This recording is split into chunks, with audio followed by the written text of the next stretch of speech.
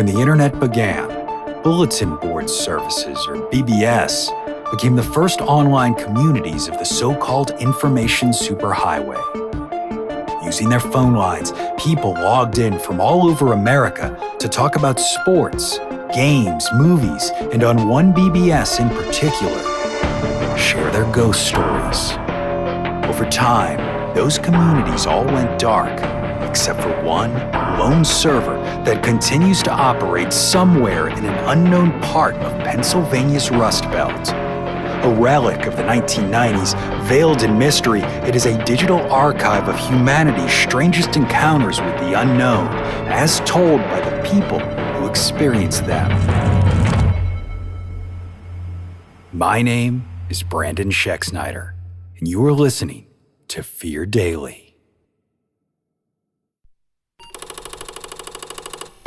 Subject: Hollow Walls.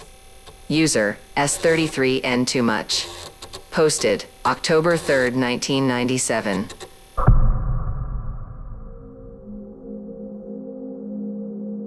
I took the job because I needed the money. That's what I keep telling myself now, at least, over and over and over, like it'll make a damn bit of difference.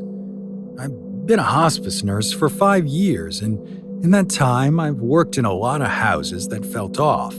Too quiet, too cold, and too full of shadows, but none of them have ever felt like this place. The family hired me to care for their mother, a tiny, fragile woman named Mrs. Fendley. 91 years old, lungs failing, body already halfway gone. The first time I stepped into the house, I smelled dust and something else I couldn't name, sweet and sour at the same time, like apples going bad. It was one of those sprawling old homes built in the 20s, the kind with plaster walls and narrow hallways and a crawl space under the floorboards. The family didn't stay. They said the house made them sad and they couldn't bear to watch their mother slip away, so they paid me extra to live in. I figured I'd seen worse. I set up in their guest room downstairs and settled into my routine. Check her vitals, make her tea, read aloud from whatever book she asked for. She slept most of the time, and when she was awake, she stared at the ceiling with watery blue eyes, lips moving in a whisper I couldn't quite catch. It was the second night that I heard it. At first, it sounded like mice, scratching, faint and sporadic, somewhere inside the walls. I've worked in plenty of old houses and figured that was all it was, but then came the giggling, soft and high-pitched like a child's. I froze. It went on for a few seconds, echoing faintly through the plaster, and then it stopped. I told myself I was imagining it. Too many hours, too little sleep, but when I checked on Mrs. Fendley, she was awake, staring at the far wall. "They like to visit at night," she said in a thin voice. I asked her what she meant, but she didn't answer. The next day, I called a pest control company. The guy came out and checked the vents in the crawl space. No evidence of rats or raccoons, he said. No droppings, no nests. When I pressed him about the noises, he shifted uncomfortably and told me old houses make sounds. Settling wood, shifting pipes, that's all.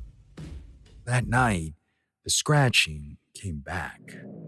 Louder this time, moving along the walls like something crawling inside them. I lay in bed listening, heart pounding, and then came the whisper. "She's going to die soon." I sat bolt upright. The voice was so close I could swear it was inside my room. When I checked on Mrs. Fendley, she was asleep. Her breathing was shallow but steady, and I didn't sleep the rest of the night. The next evening, as I was making tea, I noticed one of the kitchen vents was slightly loose. The screws had been stripped, and there were faint scratch marks around the edges. I knelt down for a closer look and felt a faint breath of warm air coming through. Something brushed against the back of the vent. I jerked back so fast I smacked my head on the counter. A small hand shot out between the slats, pale, dirty, with long, thin fingers tipped in broken nails. It scratched at the metal, slow and deliberate, before disappearing back into the darkness. I did not scream. I wanted to, but the sound caught in my throat and stayed there. When I told Mrs. Fendley what I'd seen, she smiled faintly. "They live in the walls," she whispered. "They like to watch." I demanded to know who or what she was talking about. She only closed her eyes and turned her face toward the wall. That night, I pushed a chair under the kitchen vent, climbed up, and pried it loose. The opening was barely big enough for me to fit my head through, but I had to know. I shined my flashlight inside. The crawl space stretched further than it should have. It wasn't just a duct or a vent system. It was a tunnel, small and narrow, lined with old wood and plaster, leading deep into the walls. Something glittered a few feet in. I reached in and pulled it out. It was a child's toy, a small wooden horse, old and worn, one of the legs broken clean off. It was warm to the touch. I replaced the vent and didn't sleep that night either. Around 3 a.m., I heard him moving again, scratching, whispering, that faint giggle. Then came a voice right next to my ear. "You're going to die soon, too." I bolted from bed, fumbling for the light switch. In the brief flash of darkness before the bulb flickered on, I saw a pale face peering out of the vent across the room, eyes too big, teeth too small and sharp, skin stretched tight like wax. It blinked and then it vanished. I'm writing this from my car, parked 2 streets over. I left in such a hurry, I didn't even grab my bag. I don't care. I don't know what's in that house, but it isn't rats, it isn't raccoons, it's waiting, and I can still hear them.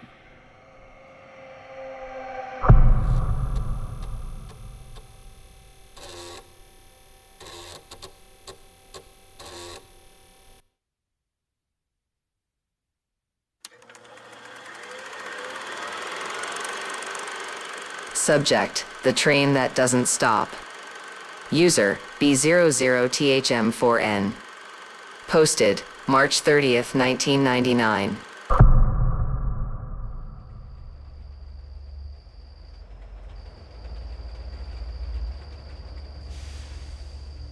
I've worked the night shift at the rail yard for 8 long years. It's boring, back-breaking work, but it pays the bills. Most nights, it's just me and a thermos of cheap coffee in the little signalman's booth while freight cars creak and groan in the dark. Nothing much happens here. A few scheduled runs, a couple of maintenance engines rattling through, the occasional kid sneaking around to spray paint boxcars. You learn to tune out the noises. You learn to stop looking over your shoulder. But then the train started coming. It was late March, still cold enough for my breath to fog the glass in the booth. I remember rubbing my hands together, cursing the damn heater, which only works when it feels like it. The clock on the wall said 2:13 a.m. when I first heard it. The low hum of an approaching engine, a sound that felt heavier than it should have. At first, I thought it was normal. There's always a little stray traffic that doesn't make it onto the paperwork, especially this close to the junction. But when I checked the schedule pinned above the desk, there wasn't supposed to be anything moving through until 3:30. The humming grew louder. Then came the faint wail of a train whistle, long and low and mournful, carrying across the yard like a voice from the grave. I stepped outside into the cold and scanned the horizon. Sure enough, lights were coming down the tracks, two pale beams cutting through the fog. I called it in on the radio, asking if there was anything unscheduled coming my way. The answer crackled back after a long pause. No, the tracks were clear tonight. But they weren't clear. The engine roared past my booth with a rush of air that smelled like wet earth and rust. It wasn't a freight engine either. It was a passenger train, long silver cars clattering over the rails, windows dark except for faint flickers of light. I swear I saw faces, not just passengers, but rows and rows of people staring out into the night, their expressions blank, their mouths hanging open like they were screaming. My stomach dropped and I stumbled back against the door frame, my heart pounding so hard I thought my ribs would crack. And then it was gone. No more sound. No more faint red glow of taillights. Nothing. Just the empty tracks stretching off into the fog. I didn't sleep that day. The next night, it came again. Same time, 2:13 on the dot. That low hum built into the bone-deep whistle that made my hair stand on end. This time I stayed in the booth, peeking through the dirty glass as the train rolled past. Passengers were still there, but now they were looking at me. Their heads turned in unison as the cars slid by, and though I couldn't hear them, I swear their mouths were moving, whispering something I couldn't make out. At the rear of the train, there was a man standing on the platform. He wore a suit, his skin gray and sunken like he'd been dead for weeks, and slowly he raised a hand and pointed straight at me. I tried to explain what I saw the next morning. My boss sipped his coffee and smirked. An unscheduled passenger train at 2 a.m. I could tell he thought I was screwing with him. I told him I wasn't. I said it was real. The damn thing's come through 2 nights in a row now. He just shook his head and said there's no passenger service on those tracks. Hasn't been for 30 years. I wanted to argue, but what was the point? I kept my mouth shut and went home. The third night, I brought a camera. It was my brother's old Polaroid. So at 2:10, I stepped outside and waited. And when the train appeared, I started snapping photos one after another, my fingers clumsy with fear. The air grew cold. So cold, my breath hung in thick white clouds. The first few cars slid by, and I caught glimpses of passengers pressing their faces to the glass. Their mouths were open wider now, impossibly wide, like their jaws had unhinged. One woman raised her hand and smeared something dark and wet across the inside of the window. I stumbled back, heart in my throat. The train's whistle screamed, and just like that, it was gone. The pictures did not come out. Every single one was black. Last night was the worst, though.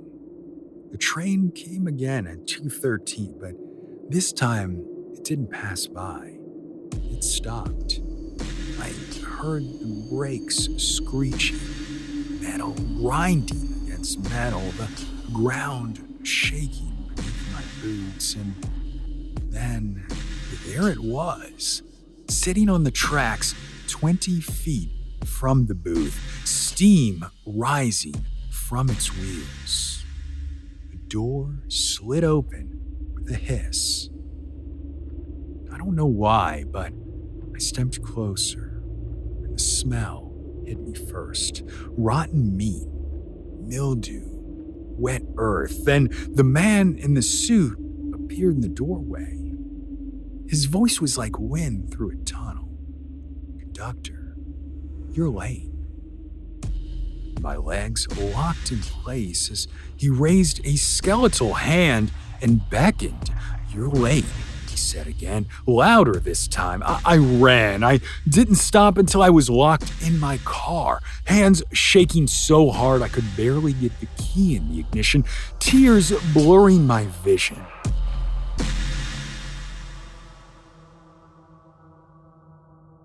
I'm sitting at home now, staring at the clock. My shift starts in an hour, but I don't think I'm going back.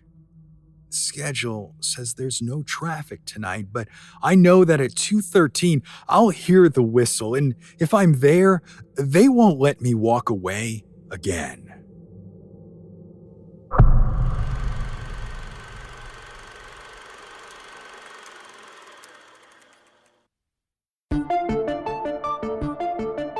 Fear Daily is an independent podcast hosted by Brandon Schexnayder and written by Brennan Storr, with Joanna Smith serving as the consulting editor, audio production by Rachel Boyd, and sound design by Southern Gothic Media. This podcast is a work of fiction. Names, characters, places, and incidents are either products of the author's imagination or are used fictitiously. Any resemblance to actual persons, living or dead, or to real events or locations, is entirely coincidental. Ad-free versions of Fear Daily are available now on your favorite podcast apps. For more information, visit feardaily.com. But move fast, before the server goes offline.